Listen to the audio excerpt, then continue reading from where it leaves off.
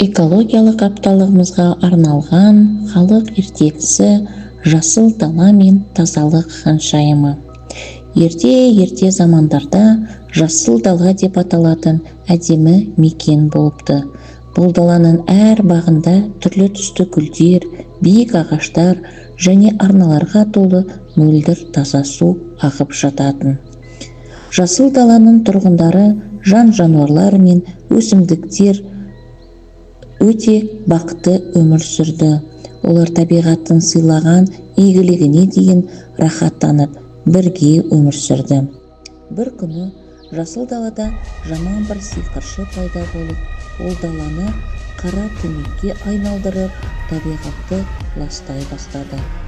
Сиқыршының жаман әрекеттері салдарынан жануарлар мен өсімдіктер ауруға шалдықты, ал су барған сайын ластанып жатты.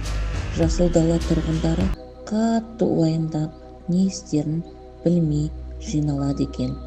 Сол кезде даланың ішінен бір сүйкімді қыз тазалық ханшайымы шықты. Ол таза әрі мөлдір судың, жасыл өндерін және таза ауаның қорғаушысы болатын.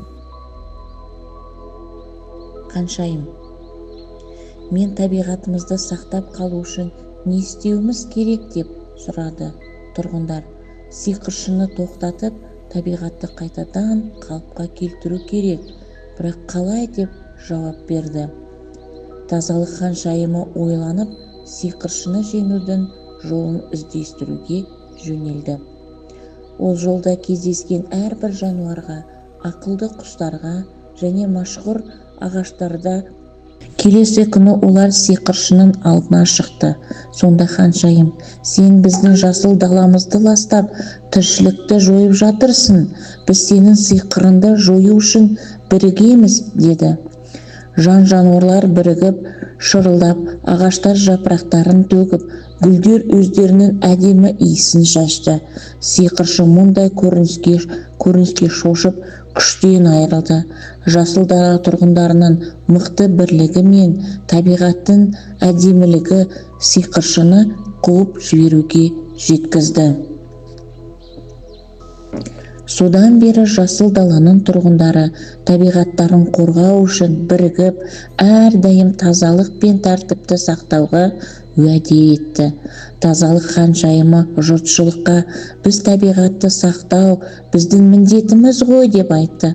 Жасыл дала қайтадан өмірге толып, жан-жануарлар мен өсімдіктер бақытты өмір сүре бастады.